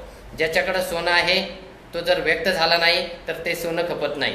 एखाद्याकडे माती आहे, ती माती फक्त मांडण्याची त्या व्यक्तीकडे धाटणी आहे, एक शैली आहे, एक कला आहे, तर ती व्यक्ती माती देखील विकू शकते. म्हणजे मातीमधून ती व्यक्ती आपलं करिअर घडू शकते.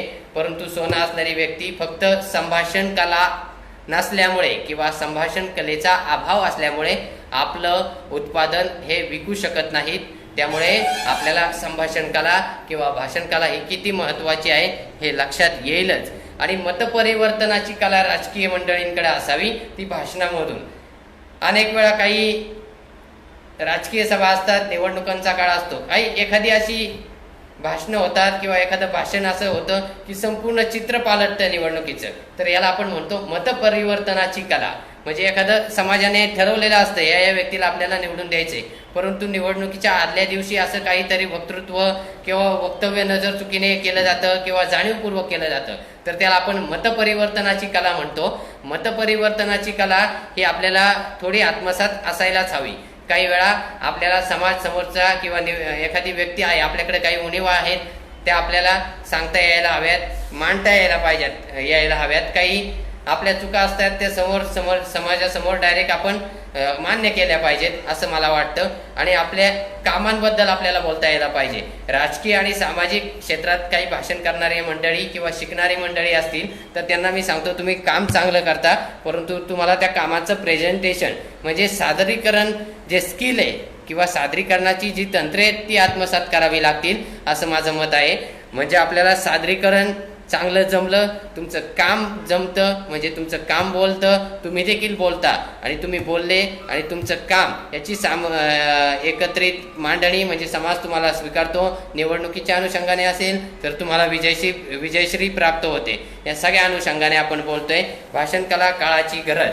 भाषण कला काळाची गरज, भाषणाचा प्रारंभ ते शेवट, भाषणाची सुरुवात ते शेवट या अनुषंगाने बोललो तर आपल्याला व्यासपीठाचा कुठेही अनादर होईल असं काही वक्तृत्व किंवा काही वक्तव्य आपल्याकडून होऊ नये याचं आपण भान राखावं. म्हणजेच काय तर व्यासपीठाची शान किंवा व्यासपीठाचा मान आणि श्रोत्यांचे कान या दोन्ही गोष्टींचं भान आपण लक्षात घ्यावं. श्रोत्यांना काय अपेक्षित आहे, श्रोत्यांच्या मनावर कसं बिंबवलं जाईल हे आपण लक्षात घ्यावं आणि व्यासपीठाचं मान किंवा व्यासपीठाचं जे पावित्र्य आहे ते आपल्याला जपता यायला हवं असं मला वाटतं. वक्ता हा श्रोत्यांशिवाय अपुरा आहे आणि श्रोत्यांना आपल्याकडनं मेसेज आणि श्रोत्यांकडून काही आपल्या अपेक्षा आहेत त्या अपेक्षांची आपल्याला पूर्तता करायला यायला हवी.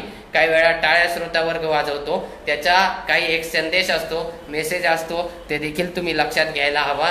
असं सगळं लक्षात घेत असताना तुमची वाणी ही काहीतरी चेतना नवीन ऊर्जा देणारे असायला हवी असं मला वाटतं. एक मोठं आणि प्रसिद्ध वाक्य आहे, लाख मेले तरी चालतील, लाखांचा पोशिंदा जगला पाहिजे. तानाजी बाजीप्रभू देशपांडेंचं हे वाक्य आहे, माफ करा, बाजीप्रभू देशपांडेंचं वाक्य आहे इतिहासामध्ये, लाख मेले तरी चालतील, लाखांचा पोशिंदा जगला पाहिजे. म्हणजे एवढं साधं सोपं वाक्य आहे. राजे किती महत्वाचे आहेत, छत्रपती शिवरायांचं कार्यकर्तृत्व किती महत्वाचं आहे, मावळ्यांप्रती त्यांची असणारी किती निष्ठा महत्वाची आहे, मावळ्यांची राजांप्रती असणारी किती निष्ठा महत्वाची आहे, हे वाक्य अधोरेखित करतं. बाजीप्रभूंचं वाक्य, लाख मेले तरी चालतील, लाखांचा पोशिंदा जगला पाहिजे. त्यासोबत शिकागो जी धर्म परिषद झाली, स्वामी विवेकानंदांचं उदाहरण तुमच्या समोर मी मांडतो. त्या ठिकाणी नमस्कार आणि सगळ्या समुदायासमोर जागतिक व्यासपीठावर, जागतिक पटलावर माझ्या बंधूंनो आणि भगिनींनो इतक्या साध्या सोप्या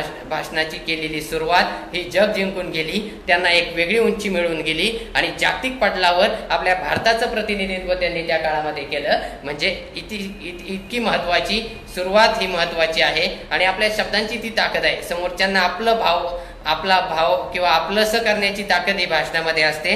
आणि माईकची तंत्र, टेक्निक या सगळ्या गोष्टी बोलत असताना माईक हा अतिशय जवळ धरावा हे देखील चुकीचं आहे, अतिशय लांब धरू नये हे देखील आपण लक्षात घ्यावं. तर एक व्यवस्थित 5 बोटाच्या अंतराने माईकची रचना जी असते ती आपण व्यवस्थित अशी 2 बोटात किंवा अशा पद्धतीने धरू शकता.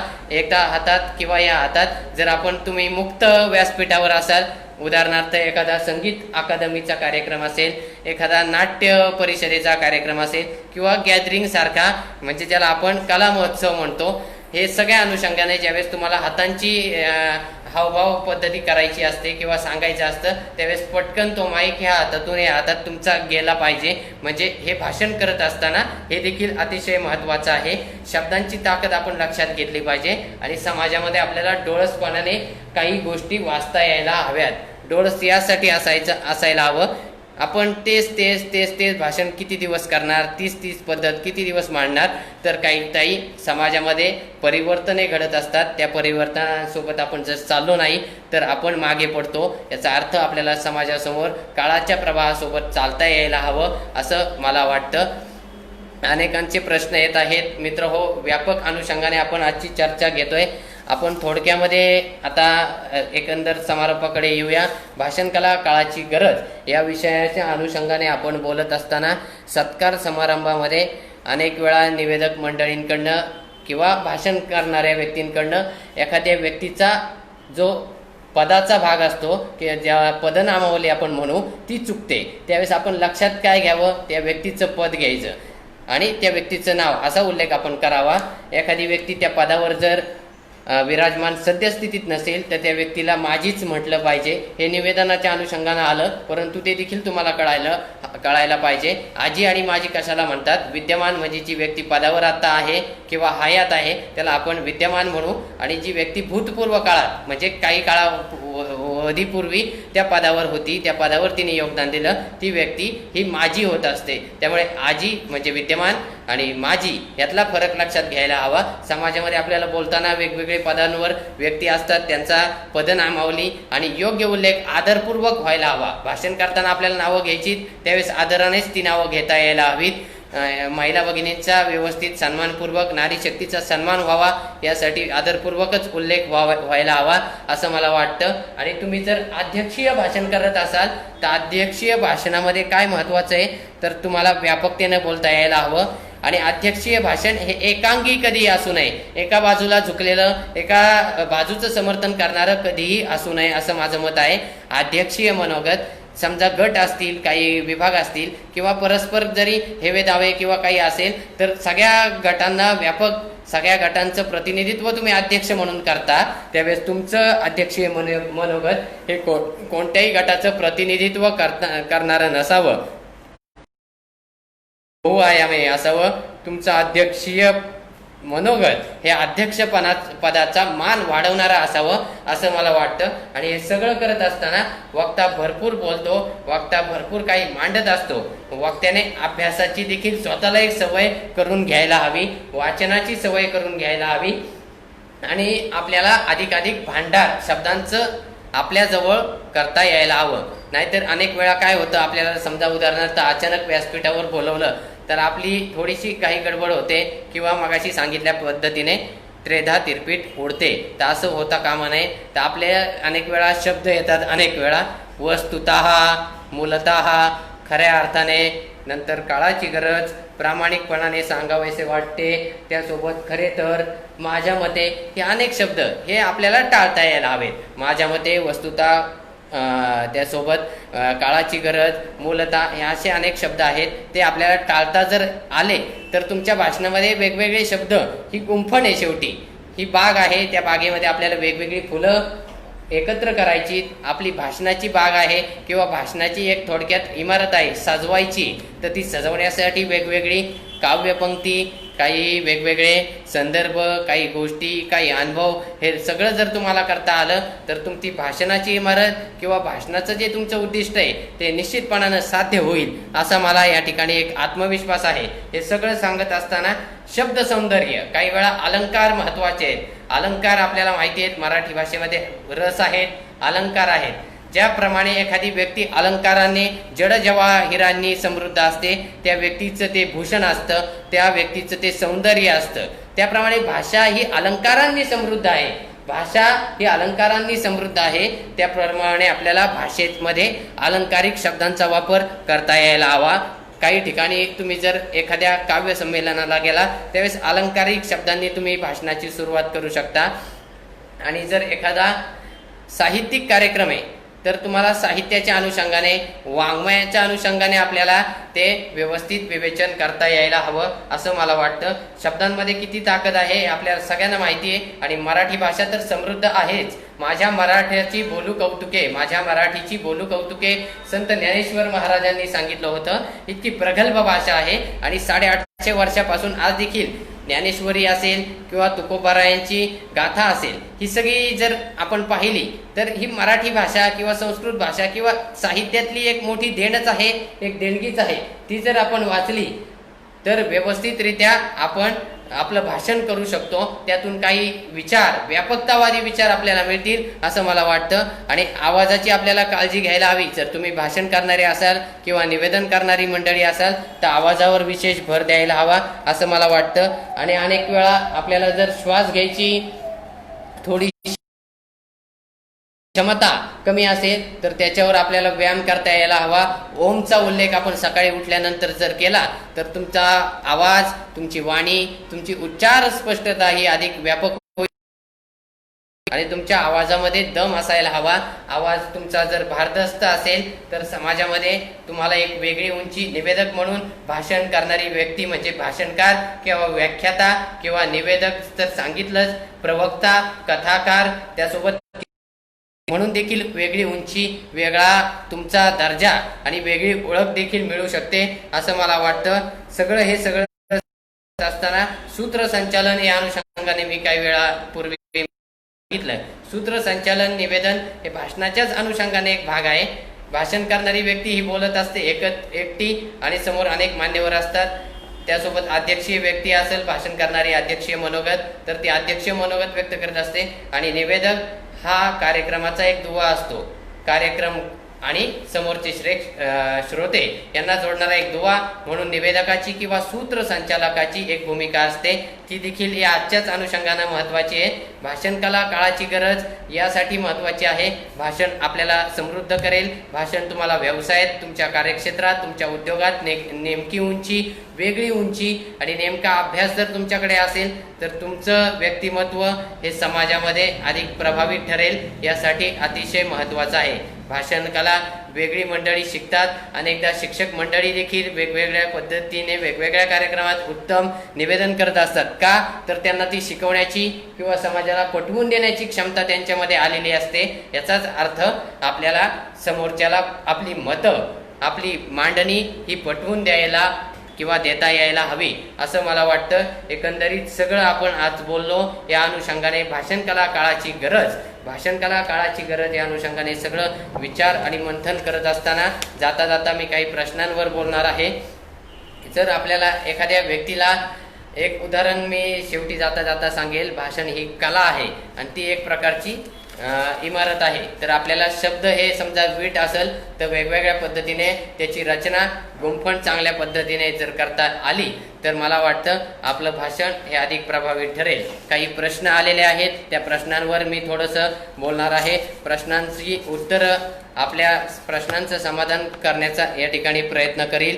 अनेक मान्यवर येत आहेत, सगळ्यांचं मनापासून स्वागत. गेले 1 तास आपण भाषण कला या अनुषंगाने सुरुवातीपासून भाषणाची पूर्वतयारी, भाषण कसे करावे, भाषणाची सुरुवात, मध्य, त्यानंतर शेवट, त्यासोबत काही निवेदनातील तंत्रे, काही भाषणातील तंत्रे, भाषणामध्ये काय करावे, काय करू नये, राजकीय सामाजिक मंडळींचं भाषण कसं असावं, त्यासोबत आपल्याला प्रबोधनामध्ये व्याख्याता म्हणून तुमचं भाषण कसं असावं, कीर्तनकार म्हणून भाषण कसं असावं, साहित्यामध्ये भाषण कसं असावं, कवींच्या क्षेत्रात भाषण कसं असावं, या सगळ्या अनुषंगाने बोललो. काही इतिहास मी तुम्हाला सांगितला, काही उदाहरणं सांगितली आणि भाषेच्या माध्यमातून तुम्ही तुमची ओळख निर्माण करा.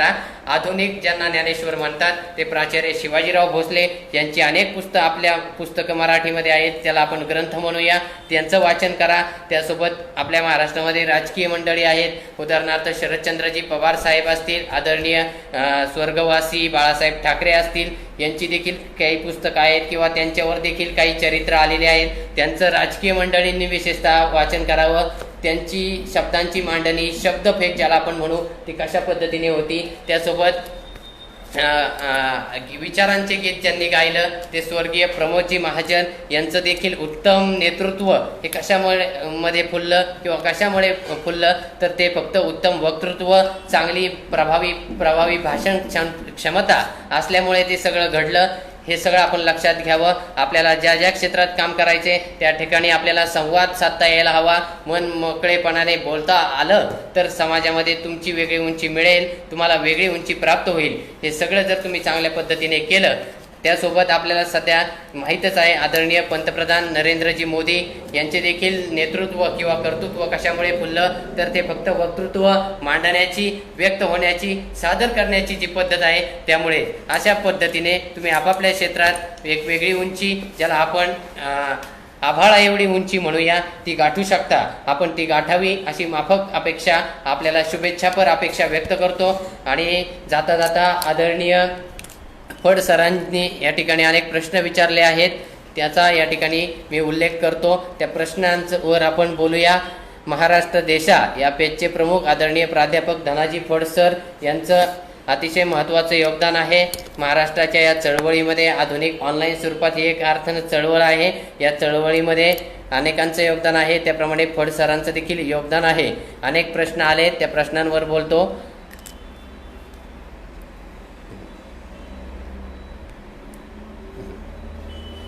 शिवव्याख्याते प्रशांत इंगळे सर म्हणत आहेत, त्यांनी प्रश्न विचारलाय, सर आज स्वतःची शैली कशी निर्माण करावी हा मोठा प्रश्न या क्षेत्रात निर्माण झाला आहे. कारण आज जो तो प्राध्यापक नितीनजी बानगुडे पाटील सरांच्या शैलीची कॉपी करतो किंवा त्यांची कॉपी करतो, याबद्दल काय सांगाल? तर मला एक सांगायचं आहे, आपण कुणाची कॉपी करू नका. जी प्रथम व्यक्ती असती किंवा बोलणारी प्रमुख व्यक्ती असती त्या व्यक्तीची जर तुम्ही कॉपी केली, तुम्ही त्यांचे विचार जरूर ॲक्सेप्ट करा, स्वतःमध्ये उतरवा, परंतु तुमच्या पद्धतीने ते मांडता यायला हवेत. हे जर तुम्हाला मांडता आले तर तुमची ओळख निर्माण होईल. नाहीतर जर उदाहरणार्थ इथं आदरणीय नितीनजी बानगुडे पाटील एक महाराष्ट्रातील नामवंत सगळ्यांना आदरणीय शिवव्याख्याते आहेत, त्यांचा सगळ्यांना आदर आहे, एक उत्तम आहेत आणि त्यांची मांडणी वगैरे सगळं अतिशय प्रभावी आहे, परंतु नवीन वक्त्यांनी आपली स्वतःची वेगळी शैली निर्माण करा. सरांनी आपल्याला वेळोवेळी मार्गदर्शन केलेलं आहे, अनेक लाईव्हच्या माध्यमातून किंवा त्यांची यूट्यूबवर भाषणं देखील आहेत. त्यावेळेस त्यांनी स्वतःला सिद्ध करा, स्वतःमध्ये ओळखा तुमच्यामध्ये काय आहे. कोणाकडे आवाज चांगला असेल तर तुम्ही आवाजावर भर द्या, कोणाकडे भाषेचं ज्ञान असेल, भाषा समृद्धता असेल तर त्याच्यावर भर द्या, कोणाची माहिती आणि ज्ञानाचा समग्र साठा चांगला असेल तर त्याच्यावर भर द्या. तुम्ही स्वतःची एक वेगळी शैली, स्वतःचा एक वेगळा आवाज, स्वतःची एक वेगळी कार्यपद्धती निर्माण केली तर तुम्ही त्या क्षेत्रामध्ये एक उत्तम व्यक्ती घडाल. ज्यांना तुम्ही आदर्श मानता अशी व्यक्ती तुम्ही स्वतः आदर्श व्हाल, त्यामुळे समाज तुम्हाला आपोआप आदर्श मानेल, असं माझं मत आहे. स्वतःची शैली, स्वतःची पद्धती निर्माण तुम्ही करा, असं मला या ठिकाणी सांगायचं आहे. अनेकांचे प्रश्न येत आहेत, त्याच्यावर आपण बोलूया. सुरुवातीपासूनचे मी प्रश्न घेत आहे. 1 तास सगळ्यांनी तुम्ही सहकार्य केलं. या लाईव्ह संवादामध्ये अतिशय मोलाची भूमिका तुमची आहे, कारण मी जरी वक्ता असलो तरी मी मगाशी सांगितल्याप्रमाणे तुम्ही जर नसेल तर मला काही अर्थ नाही किंवा माझ्या भूमिकेला काही अर्थ नाही. म्हणजे श्रोत्यांशिवाय मी वक्ता परिपूर्ण होऊ शकत नाही किंवा वक्ता होऊ शकत नाही. त्यामुळे तुम्ही सगळ्यांचं मी मनापासून पुनश्च एकदा स्वागत करतो. महाराष्ट्र देशा या फेसबुक पेजवर आज बोलण्याची संधी मला मिळाली, अतिशय आनंद वाटला. आनंद यासाठी काहीतरी विचारधन वाटता यायला हवेत. ही प्रत्येकाची भूमिका असते. कुणाला संधी मिळते, कुणाला संधी मिळत नाही, परंतु आलेल्या संधीचं सोनं आज करण्याचा मी प्रयत्न केला.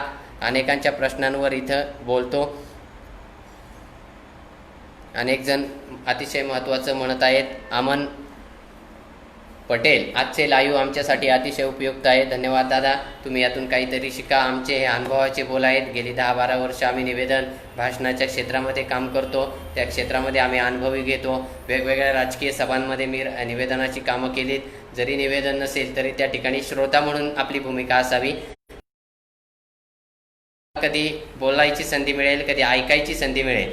तुम्ही बोलता ते ठीक आहे, बोला, परंतु ऐकायला देखील शिका. ज्यावेळेस तुम्ही एक विचार ऐकाल त्यावेळेस तुम्ही 100 विचार मनामध्ये रुजवाल आणि त्यातून 10 विचार तरी किमान हे समोरच्याला सांगू शकाल. त्यामुळे पहिल्यांदा तुम्ही श्रोता व्हा, त्यानंतर वक्ते आपोआपच व्हाल. नक्कीच तुमच्या अभ्यासांमधून तुम्हाला ती उंची मिळावी अशी माझी या ठिकाणी शुभकामना सर्व नवोदित वक्त्यांना आहे. शिवव्याख्याते प्रशांत इंगळे सर म्हणतायत, व्याख्यानात विषयाची मांडणी करताना बरेच वक्ते चुकतात, त्यांना आपण काय सांगाल? तर आपल्याकडे जर माहिती नसेल तर त्या विषयावर बोलू नका मित्रांनो. बोलायचं आहे तर आपल्याला त्याचा अभ्यास करावा लागेल. त्याचं चिंतन, मनन आणि थोडंसं पठण, ज्याला आपण म्हणतो सराव. चिंतन, मनन हे टप्पे अतिशय महत्त्वाचे आहेत. भाषण करत असताना ते आपण करावेत. चिंतन केलं, मनन केलं तर तुमचे एखादी साल किंवा साल सनावळ्या ज्याला आपण म्हणतो किंवा कालखंड, ज्याला इतिहासामध्ये अनेक शिवव्याख्याते वगैरे मंडळींसाठी उपयुक्त आहे, ते चुकतं. तर ते चुकता कामा नये याची आपण दक्षता घेऊया. विषयाची मांडणी करताना आपल्याला आदरपूर्वक विषय मांडता यायला हवा. काही व्यक्ती असतात त्यांचा एकेरी उल्लेख करून चालणार नाही. महाराष्ट्रामध्ये किंवा एकूणच जडणघडणीमध्ये, समाजाच्या जडणघडणीमध्ये मोठी मान्यवर मंडळी आहेत, संत समाजसुधारक आहेत, त्यांचा आदरपूर्वक उल्लेख तुमच्याकडनं व्हावा. कुठलाही अनादर होऊ नये असं आपलं वक्तृत्व असावं. नेहमी सर्वांचा सन्मान करावा. अनेक जण मान्यवर येत आहेत. सगळ्यांच्या प्रश्नांवर या ठिकाणी बोलण्याचा मी प्रयत्न करत आहे. अतिशय प्रभावी मांडणी इंगळे सर म्हणतायत. नमस्कार सर. शुभम गुरव म्हणत आहेत, खूपच छान दादा. नमस्कार दादा. तुमच्या सगळ्यांचं सहकार्य, प्रेम असंच सदैव प्राप्त असू द्या. सदैव माझ्या पाठीशी राहू द्या. अनेकांच्या प्रश्नांवर आपण बोलतोय. आदित्य मुसळे दादा हे देखील या कार्यक्रमामध्ये ऑनलाईन लाईव्ह होते. ऑनलाईन स्वरूपात ते देखील माझे विचार श्रवण करत होते, ऐकत होते. त्यांचं देखील मनापासून आभार, त्यांना देखील धन्यवाद. बाकी सगळ्यांची या ठिकाणी क्षमा मागतो किंवा दिलगिरी व्यक्त करतो. अधिक वेळ झाला असेल. आपल्या सगळ्यांनी अनमोल सहकार्य केलं. असंच सर्वांना आपण व्यक्त व्हायला वाचा, चांगलं काम करा. तुमच्या कामासोबत तुमची मांडणी ही अधिक प्रभावी करा. वक्ता हा श्रोत्यांशिवाय अधुरा आहे, त्यामुळे श्रोत्यांचा सन्मान करा. तुम्ही देखील श्रोत्यांच्या भूमिकेत अनेक वेळा जाऊन बसा.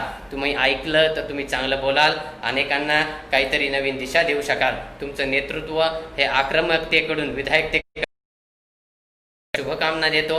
आपण सगळ्यांनी मला ऐकून घेतलं, माझे विचार समजून घेतलेत. तुम्ही असंच प्रगल्भ व्हा. तुमच्या भावी वाटचालीला सगळ्यांना शुभेच्छा देतो. आणि पुनश्च एकदा ज्यांनी मला संधी दिली ते महाराष्ट्र देशा या फेसबुक पेजचे सर्वेसर्वा.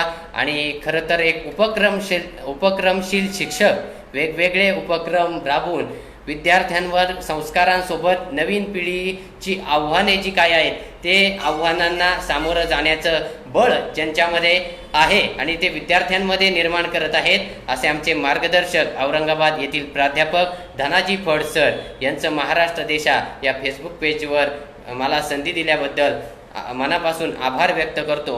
सर, आपलं सहकार्य सदैव राहू द्या. महाराष्ट्र देशा या सर्व टीमचं मनापासून आभार व्यक्त करतो. आणि जाताना फक्त एवढंच म्हणेल, उपस्थित सगळ्यांचं पुनश्च एकदा आभार व्यक्त करतो. अनेकांचं सहकार्य झालं, सहकार्य लाभलं.